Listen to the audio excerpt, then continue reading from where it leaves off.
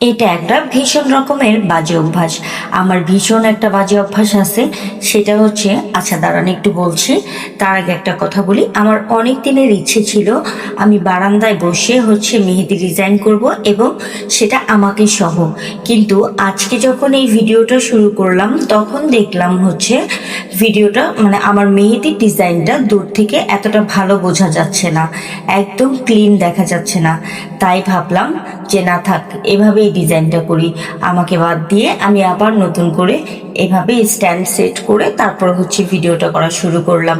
আজকের এই ভিডিওটা আমি একটা আপুর কাছ থেকে ইন্সপায়ার হয়েছি, তার কাছ থেকেই এটা আমি দেখেছি, অনেক ভালোভাবে এঁকেছিল। ও আচ্ছা, যেটা বলতে চেয়েছিলাম বাজে অভ্যাস, আমি যখনই মেহেদি পড়তে যাই তখন যতই টিস্যু নেই যতই কাপড় নেই, কিন্তু আমাকে ওই চুলের মধ্যে মেহেদি মুছতেই হবে।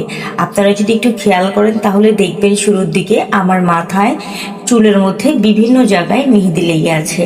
আমি এই অভ্যাসটা কোনোভাবেই ত্যাগ করতে পারছি না।